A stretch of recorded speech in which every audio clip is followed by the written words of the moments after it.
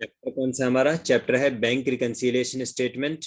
और इसमें से हम टोटल एमसीक्यूज ही आज डिस्कस करने वाले हैं कि जो हमें फर्स्ट टर्म एग्जाम में मल्टीपल चॉइस क्वेश्चन अगर मिलते हैं तो उन्हें हमें किस तरह से आंसर करना होगा।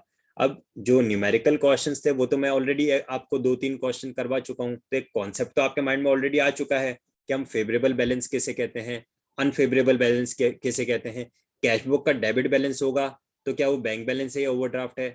पासबुक का डेबिट होगा तो क्या वो बैंक बैलेंस या ओवरड्राफ्ट है? ये ऑलरेडी बेसिक्स तो हम ऑलरेडी डिस्कस कर चुके हैं अपने प्रीवियस क्लास में। तो अब डायरेक्टली अब हम आ जाते हैं किस पे? मल्टीपल चॉइस क्वेश्चंस पे। तो शुरू हो जाइए, आप लोग सब रेडी रहिए। क्वेश्चन नंबर 1 से हम स्टार्ट करते हैं। पहले मैं क्वेश्चन रीड करूंगा, उसके बाद आंसर चाहिए मुझे। Fine. Question number 1 states that bank reconciliation statement is prepared so that the difference between the under mentioned balances can be reconciled। ठीक है, differences between the under mentioned balances can be reconciled. तो पहला क्या है? Difference in the balance in the bank and the cash balance. तो bank balance और cash balance के difference को उसको लोकेट करने के लिए difference in the balance in the passbook in the beginning and at the end. Passbook का starting का और एंड का जो बैलेंस है उसको आपस में रिकंसाइल करने के लिए difference in the passbook and the cash book balance. Passbook का जो बैलेंस है और जो कैश बुक का बैलेंस है उसको आपस में रिकंसाइल करने के लिए। और तीसरा आता है नन ऑफ द अबव। ठीक है, अब आप लोग आंसर करना स्टार्ट कर सकते हैं। Okay, 5 people have answered. ये स्टाइल सही है, आप लोग थोड़ा ना नंबर के साथ में लिखना ऑप्शन। जैसे अभी तो क्या पहला क्वेश्चन ही है, बाकी में आप लोग है ना जैसे सेकंड क्वेश्चन पूछूं तो 2 के आगे ऑप्शन लिखना ABCD जो भी है, तो उससे क्या ध्यान रहेगा। चलिए, सभी के आंसर करेक्ट आ रहे हैं, that's great, fantastic. The correct answer will B, yes, the correct answer will be option number C, that is bank reconciliation statement is prepared to reconcile the difference or to locate the reasons for the difference between the bank balance as per passbook and bank balance as per cash book।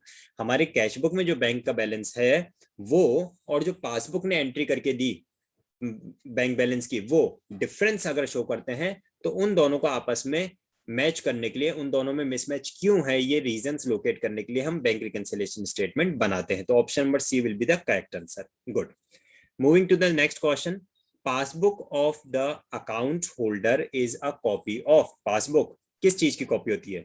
The bank column in the cash book of the account holder, the relevant account in the bank in the books of a bank, bank की books में जो भी relevant account उस person का है, the cash column in the cash book of a customer, and none of the above. बताइए आप, जो क्वेश्चन नंबर 2 है इसमें ABCD कौन सा ऑप्शन आपको लगता है करेक्ट होना चाहिए? इस बार मुझे लग रहा है आप लोग कंफ्यूज्ड हैं थोड़ा सा, है ना, क्योंकि मुझे मिक्स्ड आंसर इस बार देखने के लिए मिल रहे हैं। कुछ A लिख रहे हैं, कुछ B लिख रहे हैं, कुछ C भी लिखा है, कुछ ने A और B ज्यादातर का आ रहा है, C भी आ रहा है बराबर से। ठीक है, तो देखिए मैं क्वेश्चन को एक बार वापस एक्सप्लेन कर देता हूँ। ये क्या बोल रहा है? ये जो पासबुक है ये क्या होती है? ये सिंपली क्या पूछ रहा है, ये पासबुक क्या होता है? तो पासबुक क्या होता है आप सोच के देखो। पासबुक क्या होता है? जो हमने अकाउंट में पैसा वगैरह डिपॉजिट किया है, या बैंक के पास में हमारा जो पैसा है, बैंक के पास में जो हमारा अकाउंट है, मनी भी नहीं, बैंक के पास में जो हमारा अकाउंट है, उस अकाउंट का एक you can say printed format होता है। और क्या होता है? उस अकाउंट में कब पैसा आया, कब पैसा गया, उस चीज का एक प्रिंटेड फॉर्मेट होता है। राइट, यही होता है। तो अब देखिए ऑप्शन नंबर ए तो क्या कर रहा है, bank column of the cash book. तो पासबुक और कैश बुक एक थोड़ी होता है, ये तो हो ही नहीं सकता। फिर दूसरा क्या बोल रहा है, relevant account in the bank in the books of the bank, bank की बुक्स में हमारा अकाउंट। तो हुआ कि नहीं? अभी मैंने क्या बोला, पासबुक क्या है? पासबुक क्या है कि बैंक के पास में हमारा जो अकाउंट है उसमें क्या पैसा आ रहा है, क्या पैसा जा रहा है, वो चीज का रिकॉर्ड जो होता है उसी को पासबुक कहते हैं। उसका जो प्रिंटेड या रिटन फॉर्मेट होता है उसको हम पासबुक बोलते हैं। ऑप्शन नंबर सी क्या बोल रहा है, कैश कॉलम। तो cash of cash book, cash book का तो कोई लेने देना नहीं है। तो इसका करेक्ट आंसर क्या होगा? Option number B will be the correct answer. Option number B क्या बोल रहा है, हमारा अकाउंट जो कि बैंक की बुक्स में है, बैंक की बुक्स में जो हमारा अकाउंट मेंटेन्ड है, बैंक के पास में जो हमारा अकाउंट मेंटेन्ड है, जिसमें वो लिख रहा है कि हमने कितना पैसा डिपॉजिट किया, कितना पैसा विड्रॉ किया, अभी उसमें और कितना पैसा रखा हुआ है, or account with the bank, उसका जो डिटेल है उसी को पासबुक कहा जाता है। क्लियर है सबको? चलिए नेक्स्ट क्वेश्चन नंबर 3 देखिए। क्वेश्चन, कोई डाउट पूछना है किसी को, कुछ पूछना हो तो बोलिए। कोई कंफ्यूजन हो तो बोलो। क्वेश्चन नंबर 3 देखो आप लोग, bank reconciliation statement is prepared. अब बैंक रिकंसिलिएशन स्टेटमेंट जो हम प्रिपेयर करते हैं, क्यों करते हैं? To know the payments made through cheques, cheque से जो पेमेंट किया उसको पता करने के लिए। To know the errors in the passbook, passbook में अगर कोई एरर वगैरह हुआ है उसको पता करने के लिए।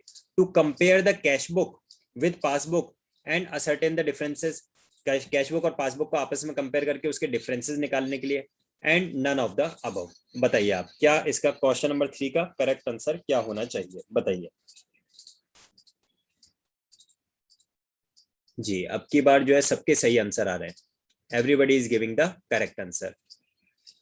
ठीक है, तो इसका करेक्ट आंसर होगा ऑप्शन नंबर सी, क्योंकि हमने पहले डिस्कस कर लिया। Why the bank reconciliation statement is prepared, bank reconciliation statement is prepared to locate the reasons for the differences or ascertain the differences in the bank balance as per cash book and bank balance as per passbook। तो वो हमने already discuss करे, तो option number C इसका correct answer होगा। ठीक है, आगे बढ़ते हैं हम लोग क्वेश्चन नंबर 4 की तरफ। और आप लोग है ना ऑप्शन के साथ में क्वेश्चन नंबर भी लिख दिया करो। लाइक अभी क्वेश्चन नंबर 4 में पूछ रहा हूँ, तो इसका आंसर जब आप लोग लिखोगे ना, तो सपोज आपको ABCD जो भी लिखना था, ऐसे लिखना 4A 4B 4C 4D, इस तरह से, तो इससे थोड़ा क्लियर हो जाता है कौन से क्वेश्चन का आपने लिखा। क्वेश्चन 4 देखो, बैंक रिकंसिलिएशन स्टेटमेंट इज, तो बैंक रिकंसिलिएशन स्टेटमेंट क्या है? A part of double entry system, not a part of double entry system, part of bank statement, none of these. बताइए ऑप्शन नंबर ABCD, ये हमने पढ़ा था, अगर आपको याद हो तो हमने पढ़ा था, है ना। कुछ लोग लिख रहे हैं ऑप्शन सी, कुछ लोग लिख रहे हैं ऑप्शन बी। ज्यादातर का आंसर ऑप्शन बी आ रहा है वैसे तो, पर और देखते हैं अभी, मतलब इसमें भी क्लियरिटी नहीं है अभी। ऑप्शन सी, ऑप्शन जी, बताएं सभी लोग, करें रिप्लाई। मैं, आप लोग याद कीजिए, मैंने आप लोगों को पढ़ाया था फर्स्ट क्लास में, जो हमारी फर्स्ट क्लास हुई थी कॉमर्स की, अकाउंटेंसी की फर्स्ट क्लास में क्या पढ़ाया था? प्रोसेस ऑफ अकाउंटिंग पढ़ाया था। और प्रोसेस ऑफ अकाउंटिंग में हमने स्टेप्स देखे थे, identification, recording, classification, summarising, analysis and interpretation and communication.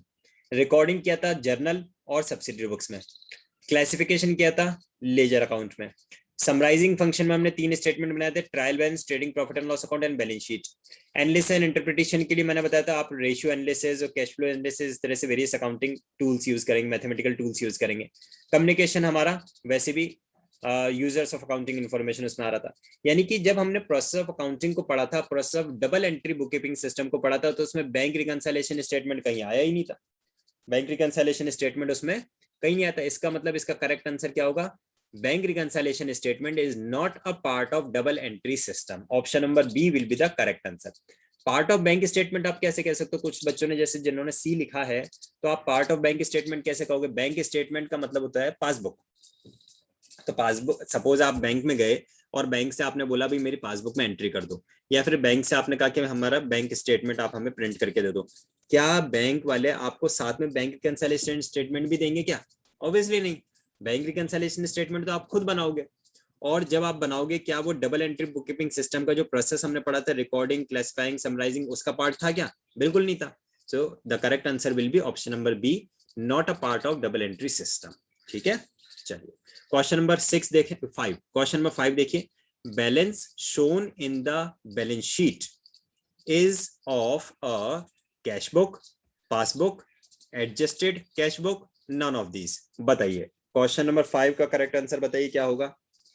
क्या आप जो बैलेंस शीट में अमाउंट शो करेंगे वो कैश बुक का बैलेंस शो करोगे, या पासबुक का बैलेंस शो करोगे, या फिर एडजस्टेड कैश बुक का बैलेंस शो करोगे, या फिर नन ऑफ द अबव? क्या होगा इसका करेक्ट आंसर बताइए? इसका जो करेक्ट आंसर है वो होगा एडजस्टेड कैश बुक, क्योंकि पहले हम बनाते हैं कैश बुक, और कैश बुक बनाने के बाद में जब हम पासबुक में एंट्री करवाते हैं ना, और हमें पता चलता है कि हमारे पासबुक में जो अमाउंट है वो डिफरेंट अमाउंट शो हो रहा है, तो उसके बाद में हम एक स्टेटमेंट बनाते हैं जिसका नाम होता है एडजस्टेड कैश बुक। पहले कैश बुक मेंटेन होती है, कैश बुक के बाद में जब हम पासबुक में एंट्री करवाते हैं, तो फिर हम उसके बैंक रिकंसिलिएशन स्टेटमेंट का अमाउंट उससे मैच करने के लिए एक स्टेटमेंट बनाते हैं called as adjusted cash book. और वो एडजस्टेड कैश बुक का जो बैलेंस आता है वो हमारी बैलेंस शीट में शो किया जाता है। ठीक है, तो इसका करेक्ट आंसर क्या होगा? Option number C, adjusted cash book balance will be shown in the balance sheet. Clear है सबको? चलिए आगे बढ़ते हैं हम लोग। और क्वेश्चन नंबर 6 को देखो आप लोग। Debit balance in the cash book is equivalent to. बड़ा अच्छा क्वेश्चन है, मुझे उम्मीद है इसका सब लोग करेक्ट आंसर देंगे। डेबिट बैलेंस बोल रहा है पहली बात तो, और वो debit balance as per cash book पूछ रहा है वो। तो कैश बुक का अगर डेबिट बैलेंस है तो क्या वो overdraft balance as per passbook है, या फिर वो क्रेडिट बैलेंस है, या फिर वो overdraft balance as per cash book है, या फिर वो नन ऑफ दीज है? बताइए, मुझे करेक्ट आंसर चाहिए सबका। ठीक है, option number A B C D क्या होगा? Debit balance as per cash book, debit balance as per cash book, A B C D, कौन सा आंसर सही होगा? ज्यादातर के मुझे करेक्ट आंसर देखने के लिए मिल रहे हैं, जिन्होंने भी अभी तक आंसर किया है ज्यादातर के मुझे करेक्ट आंसर देखने के लिए मिल रहे हैं, पर बहुत कम लोगों ने आंसर किया है। क्या बात है, आप लोग आंसर करें सब लोग, है ना? सही या गलत की चिंता नहीं करें, सब लोग आंसर करें। द गुड थिंग इज जितना ने आंसर किया सबने करेक्ट आंसर किया है कि अगर कैश बुक का डेबिट बैलेंस है ना, तो वो पासबुक के लिए क्रेडिट बैलेंस होगा। तो option number B will be the correct answer. जो कैश बुक का डेबिट है वो पासबुक का क्रेडिट हो जाएगा, तो option number B will be the correct answer. Okay, चलिए क्वेश्चन नंबर 7 को देखेंगे एक बार आप लोग। क्वेश्चन नंबर 7 क्या बोलता है? Bank reconciliation statement is prepared by. जो बैंक रिकंसिलिएशन स्टेटमेंट हम बनाते हैं वो कैसे बनाया जाता है? तो bank reconciliation statement is prepared by, option number A, entries in passbook with entries in the bank column of the cash book, इन दोनों को आपस में मैच करके, या फिर entries in the passbook with the entries in cash column of the cash book, cash column of the cash book को match करके आपस में, then entries in the passbook with the entries in the bank column and cash column of the cash book, bank column और cash column दोनों के से match करके। Option number D, none of the above. बताइए, एक answer आया है मेरे पास में, 1 2 3 4 5,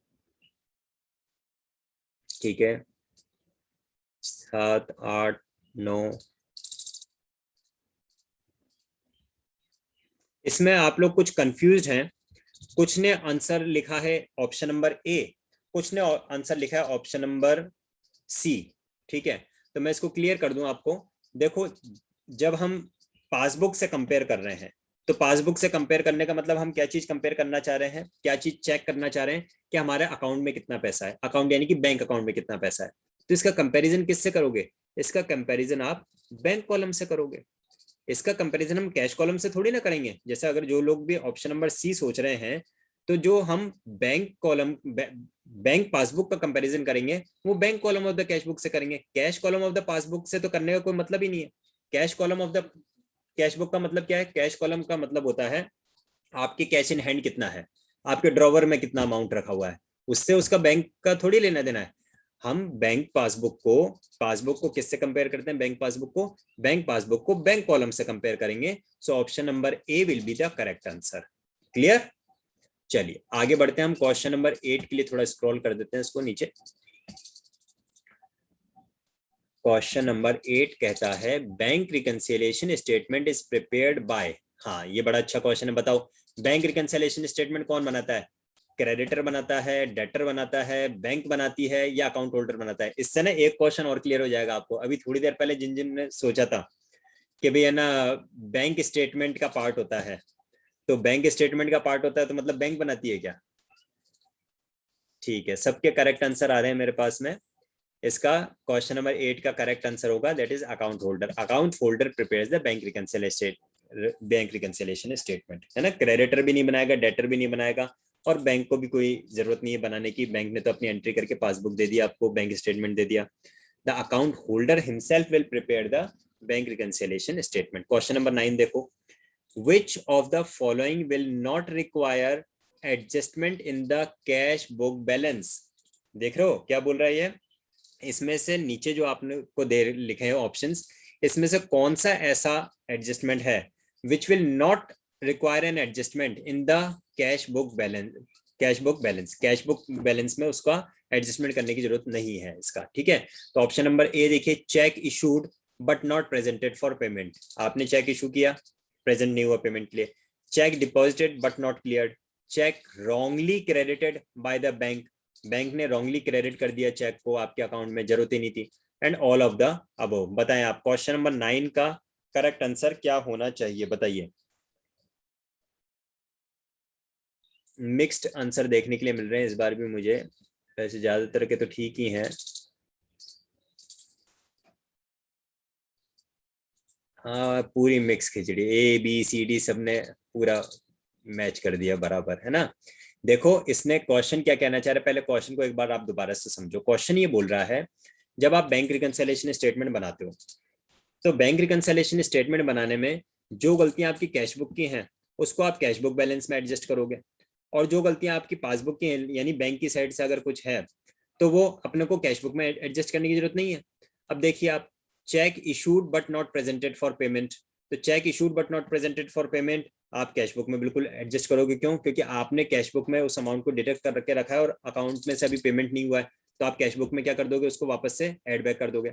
फिर checks deposited but not clear, आपने चेक डिपॉजिट किए तो कैश बुक में तो आपने अमाउंट ले लिया, लेकिन पासबुक में अभी तक कलेक्ट नहीं हुआ, इसका मतलब आप कैश बुक में से लेस कर दोगे। अब ये वाला देखो क्या लिख रहा है, option number C, cheques wrongly credited by the bank, क्या ये आपकी गलती है क्या? बैंक ने आपके अकाउंट में गलती से कुछ अमाउंट क्रेडिट कर दिया, आपके अकाउंट में करना ही नहीं था, या कम करना था, ज्यादा करना, वॉट एवर, लेकिन ये गलती किसकी है? This is actually an adjustment which is not to be adjusted in the cash book. ये जो भी है वो डायरेक्टली बैंक करेगी। आप पासबुक में भी देखते हो कि भाई ये तो मैंने चेक ही नहीं दिया, ये कहाँ से क्रेडिट किया हुआ है, आप बैंक को ले जाके दिखाओगे तो बैंक क्या करेगी? बैंक क्या बोलेगी, आप है ना अपने कैश बुक में करेक्शन करो। नहीं, बैंक बोलेगी हाँ हम अभी इसको वापस करेक्ट कर देते हैं। सो ऑप्शन नंबर सी इसका करेक्ट आंसर होगा। Cheques wrongly credited by the bank, bank ने जो चेक आपके अकाउंट में गलत क्रेडिट कर दिया है तो वो बैंक की गलती है, तो वो उसका एडजस्टमेंट जो है वो कैश बुक में नहीं किया जाएगा। ठीक है, ऑप्शन नंबर सी इसका करेक्ट आंसर होगा। आगे बढ़ते हैं हम लोग क्वेश्चन नंबर 10 की तरफ।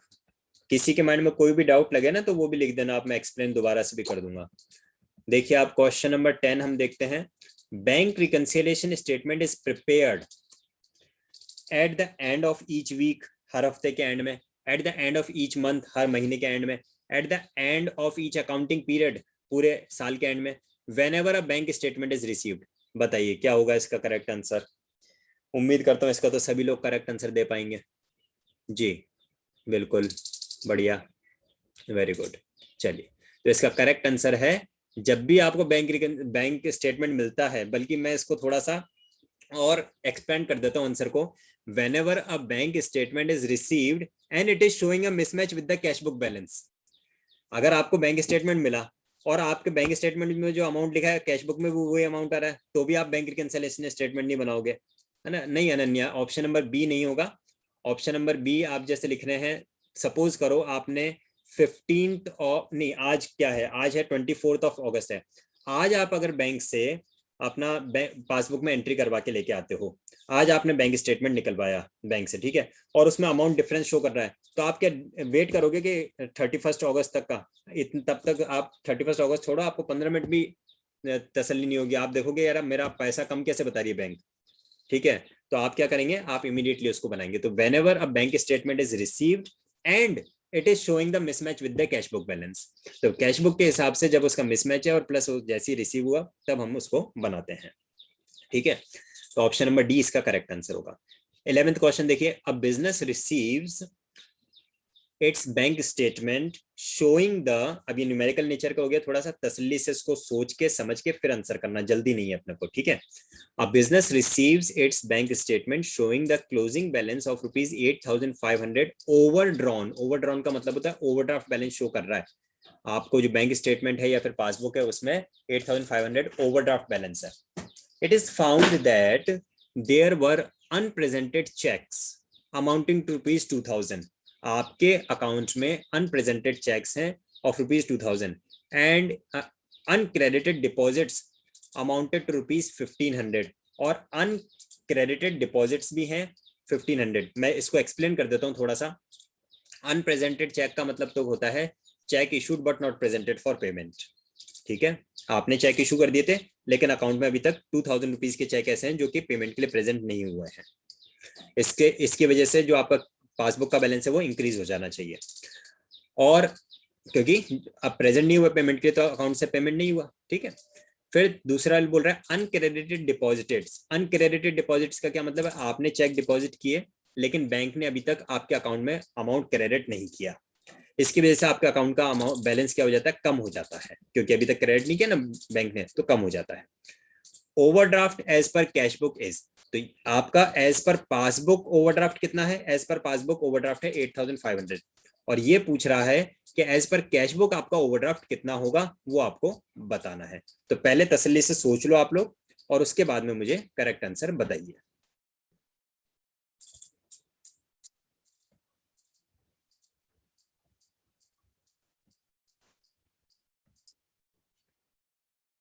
ऑप्शन नंबर सी इसका करेक्ट आंसर होगा, यानी कि as per cash book overdraft होगा हमारा 9000 रुपीज का। किस हिसाब से होगा ये? क्योंकि देखिए सीधी सी बात है, मैंने आपको दोनों बताया कि 2000 रुपीज के तो ऐसे हैं जो कि प्रेजेंट नहीं हुए पेमेंट के लिए, और 1500 रुपीज के ऐसे हैं जो कि अकाउंट में क्रेडिट नहीं हुए। तो ये जो 2000 रुपीज हैं, इन्हें तो आपको क्या करेंगे, आपको पासबुक बैलेंस दे रखा है ना, तो इन्हें तो आप क्या करेंगे, इन्हें तो आप लेस कर देंगे 2000 रुपीज, इसे तो आप लेस कर दोगे कि प्रेजेंट नहीं हुआ तो प्रेजेंट कर देंगे, यानी कि 8500 में से 2000 लेस कर दोगे तो कितना बचेगा? 6500। और उसके बाद में 1500 रुपीज ये बैंक ने क्रेडिट नहीं किया है, तो इसको आप क्रेडिट कर दोगे, यानी कि इसको आप ऐड कर दोगे 1500 को। तो 6500 प्लस 1500 जब आप करोगे तो आपके पास में कितना आएगा? आपके पास में आएगा रुपीज 9000, राइट? नहीं 9000 नहीं आएगा, एक मिनट। 8500 में से आप क्या करेंगे, इसको देखो एक बार वापस से। 8500 रुपीज आपका पासबुक का बैलेंस दे रखा है, उसमें जो चेक अनप्रेजेंटेड चेक्स हैं उसे आप लेस करेंगे, बचा 6500। फिर आप उसमें ऐड करेंगे रुपीज,